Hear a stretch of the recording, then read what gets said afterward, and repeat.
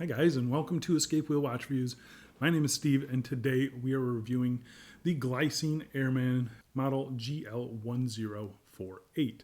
This could quite possibly be the best value as far as Swiss watchmaking goes. So if you guys know of something better than this as far as the value goes and the history goes, please let me know down in the video description and I'll be sure to check it out. But this thing is absolutely incredible. Kind of blew me away, the fact that you can get a Swiss-made GMT. Yes, it's a quartz, but a Swiss-made GMT with some history, a sapphire crystal, and the brand name behind it for $180.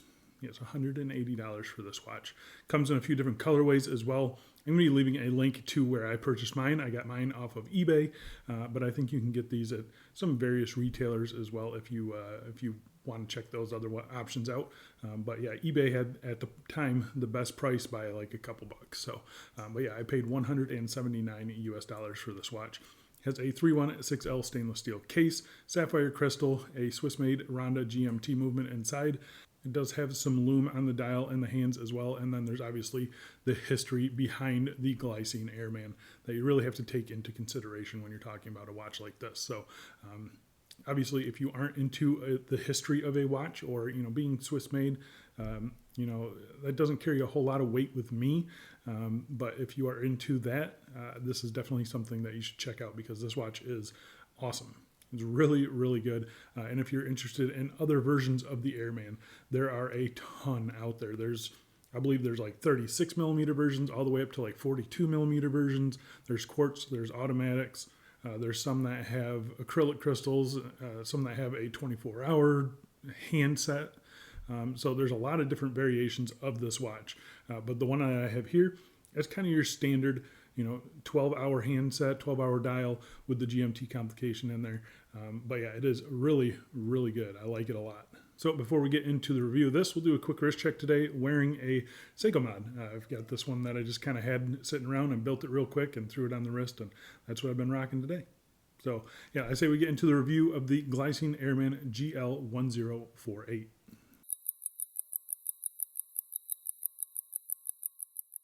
All right, we are starting out with the all-important dimensions. We've got a bezel diameter of 39.9 millimeters, case thickness right at 12 millimeters, got a standard 20 millimeter lug width, got a lug tip to lug tip of 47.9 millimeters, and on the supplied leather strap, it weighs 74 grams. So I think as far as dimensions go, it's a pretty nice set of dimensions, pretty standard with your 40 millimeters by 48, 12 millimeters thick, nice and thin. You can see the case sculpting there is very nice, so it does wear pretty thin on wrist. We have the offset crown here, and then it's just very nicely proportioned in my opinion. I don't think the bezel is too wide or too thin. I think it looks great on my 7.5 inch wrist. As you can see here, definitely has some wrist presence to it. I think the finishing looks excellent as well. I do have an issue with the buckle, which you can see here. It is sticking up quite a bit. I'm not really sure what's going on with that buckle or why they chose that buckle, but yeah, it is just not very good. Just not very good. We'll talk about that in the strap section. But you can see here on other straps, this is 20 millimeter lug width, so shouldn't have any issues fitting any straps on this. I think there's plenty of clearance. I think it looks good on pass-through straps as well. So yeah, really no issues with the straps. I think you can kind of go crazy with this one.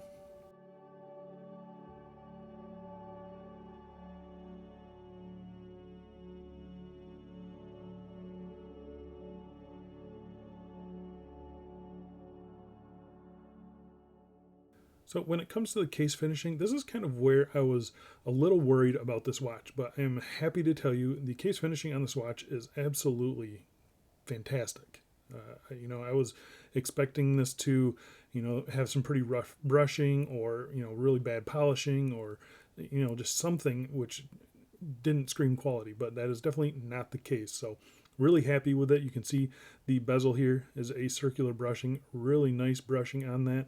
We have engraved numerals for the 24-hour scale, and then we have really nice teeth on this bezel as well. We'll get to the bezel here in just a second. Vertical brushing on the tops of the lugs, and just look at the brushing, really nice and consistent between lugs. It's nice and straight, nice and linear. We have a polished mid case, as you can see here. There's really no waviness to speak of on that. It's really nice, high quality polishing. The transitions between the two surfaces are razor sharp as well, so just really nice there. There's zero sharp edges on this. Everything has been rounded off very nicely. I've got no issues with this at all.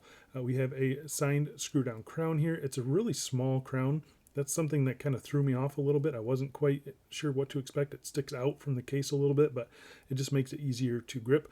We have the crown for the bezel, which again we'll talk about here in just a second. But as far as the brushing and polishing and the harshness of the edges, everything is done to a really nice standard. And I'm saying, this is like what I expect from something like a San Martin, even better than a San Martin maybe. So I was really pleasantly surprised with the case finishing.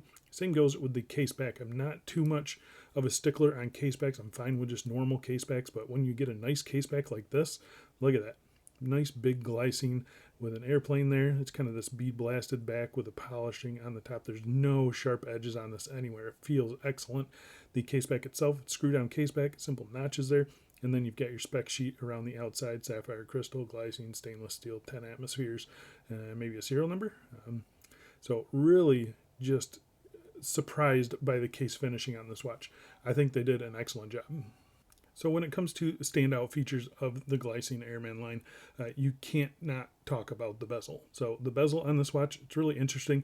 It is locked into place by this little mechanism here. So we have a screwed in crown here, and when you unscrew it, these little teeth kind of disengage from the teeth on the bezel, and then it's just a standard bidirectional smooth bezel action. So there's no clicks or anything like that. So you can set it to those odd time zones, and you can set it wherever you want to. You can get perfect alignment there at the 12 o'clock position if that's how you want to read it. So I'm really happy with the bezel on this. I was expecting this to not be as smooth as it is. So it is very smooth and very satisfying to use. I've been using it quite a bit, setting it to German time zone, since that's what some of my coworkers are in. You screw it down, locks right into place, and again, that is just not moving anywhere. So really happy with the bezel action on this. Really happy with the finishing on it. Like I mentioned, get that really nice coin edge on it, lots of grip on it. The resistance on it doesn't really matter, but the resistance on it is pretty light. But again, it just kind of locks right into place with that thing, and it does not, or has not, at least on me, come undone. So I've been overall very happy with the bezel on this. I think, again, the finishing, really, really nicely done. Gives off kind of an Explorer 2 style vibe, but a little bit more functional than Explorer 2. So really, again, just loving the bezel on this watch.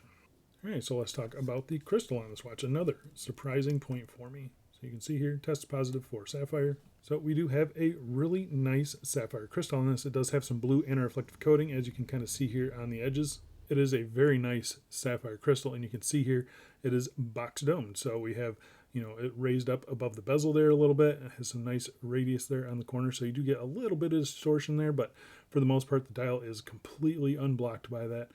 Again, I just think the crystal, I was expecting a mineral crystal on this watch, and I saw that it was listed with sapphire and didn't really believe it, but it is a sapphire crystal, and it is a really good sapphire crystal. So again, just another surprise on this watch. $170 with this shape of a crystal and this good of a crystal is just kind of surprised me. So getting up close and talking about the dial here, we have a matte black or really dark gray background. As you can see there's no gloss to it, there's no sunburst to it. It's just a really nice painted black, and I think it does look really good. We have our 12-hour track printed around the outside. Inside of that, we have our minute track printed with little lume dots. We have a loomed rectangle there at 12 and 6. Lume dots everywhere else. Little cutout for a date window here at the 3 o'clock position. And then inside of that, we have our minutes marked every 5 minutes. So it's really easy to read. Some of these Airmans, they have a 24-hour dial inside, and it gets a little confusing to me, but this one really nice and easy to read. It kind of reads like a Type B pilot, if you're familiar with that. It's really kind of a quick and easy watch to read. I do think the hands, they get a little bit mixed up just because they're pretty similar in length. You can see the minute hand reaches right out to the minute track. The hour hand, again, reaches right out to the inside edge of that minute track. So they are pretty similar in size. But if you just remember that the arrow hand is for the hour, it's pretty easy to read this one. The second hand ticking along here, actually pretty darn close to hitting all the markers. That is affected by gravity, so you can see here it's a little bit further off. If I kind of do this to it, you can see it's bang on. So that's just something you get with the Ronda 515. I've noticed it on many other watches as well. But one thing that I do really like about the second hand, there's no counterbalance to it. Just something different, and I do like it a lot. I think the hands are good sizes. I do wish the minute hand was maybe a little bit longer, but it really doesn't bother me too much. We do have a little pop of color here on the GMT hand with a little bit of Lume on that as well. World timer, and then you have the Glycine Airman branding there. Again, everything here printed nice and crisp. The Lume has kind of this greenish glow to it, so I'm assuming that's like C1, maybe C3 Lume. The Lume is okay on it. There's not a whole lot of Lume on the dial, but I'm going to pop it up against a couple other watches in the collection. You can kind of see how it hangs on. The hands definitely last longer than the dial does, but I'm surprised, and I can easily read this in the middle of the night. I think with my eyes adjusted to the darkness, I really didn't have any trouble reading this. So the Lume is okay. It's just not great. Kind of what I expected for this watch. So to hit the price point, you got to cut corners somewhere, and this is where they cut the corners. The movement inside is the Ronda 515.24H. It's a 24-hour movement. So it does have the GMT complication. It's just, there's nothing fancy about this movement. It is a Swiss-made movement, and the stated accuracy is -10 to +20 seconds per month. So it's probably going to be even more accurate than that. And the battery life is listed at 45 months. So nice long battery life. Overall, I've been pretty happy with this movement. There's a couple little things that I don't like about it. So first things first is when I unscrew the crown here, get a decent pop out from the threads there. First position does nothing. So when I pull out the crown to the first position here, it's pretty obvious that I'm not in the time setting position. That's one thing I had to get used to. I kept pulling this out, expecting it to just go right into time setting position because that's what I'm kind of used to with the NH35, with the PT5000. With those movements, I feel like I have to really search for the date or GMT function. This one, not so much. So you pull it out to that first position. We are in the date and the GMT function. So you roll the crown back, and that kind of just smooth sweeps that GMT hand around. So that's something, it doesn't jump into position. I kind of wish it would just kind of jump right into position, but it doesn't. It's not a huge deal. And then you roll it forward here, and you can see the date jumping there. So it does have quick set date, which is nice to have. You pull it out to the next position, nice solid click into that position. It does hack the movement there, and this is where you set your time. Everything functions as it should. There's decent resistance on that crown. This crown here does have a little bit of wobble to it, but really not that bad, not anything that has bothered me. But you push it in, starts up the movement every time. Nice, good threading on this crown as well. So it's nice and smooth. You do kind of have to compete with space from this crown here, but I had no problems, and I have pretty big fingers. So yeah, the movement, it's fine. I just wish this GMT hand would actually snap into place instead of kind of smooth sweeping around. But I guess this way we get to set it to any weird, quarter-hour time zones that you run across. But yeah, overall, the functionality of this movement is just fine, and it's quiet. There's no ticking that I can hear of this. So yeah, really happy with the movement in the crown on this. All right, so let's get to the strap. So this is one of the areas where I have an issue with the strap. So it is 20 millimeters. It tapers down to 18 millimeters at the clasp. It's a leather strap. It's broken in pretty nicely. It's a little bit padded as well. Color match stitching there. Everything looks to be good. You can see where I am for my 7.5-inch wrist. So this should fit up to an 8-inch wrist and probably down to a 6-inch wrist. So perfect size in my opinion. You can see here Glycine branded on the underside, genuine leather on this side. No quick release spring bars. It does tell you the lug width on this, which is nice. But I really wish they would include quick release spring bars. We have one floating keeper, one stationary keeper, and then the buckle. The buckle is my big issue with it. And it's not to do with the finishing. You can see it is nicely signed. It is nicely finished. But just look how big this buckle is. It doesn't need to be that big. And you guys saw it when it was on my wrist. It just kind of sticks up and gets caught on stuff. So it's really just kind of an annoying buckle. So again, when it is on wrist, this sticks up quite a bit.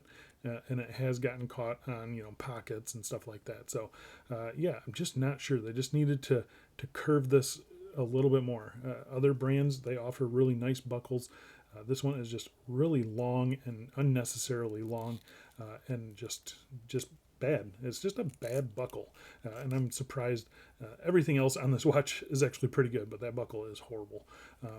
Other than that, though, the strap is fine, and that buckle is easy to swap out. I just wish they would have given us a good one. Quick release spring bars would have been an added bonus, but again, the strap is actually pretty decent and it's comfortable right out of the box. So it's okay. I just, the buckle kind of ruins it for me. This does look good on other straps, though. I'll say that.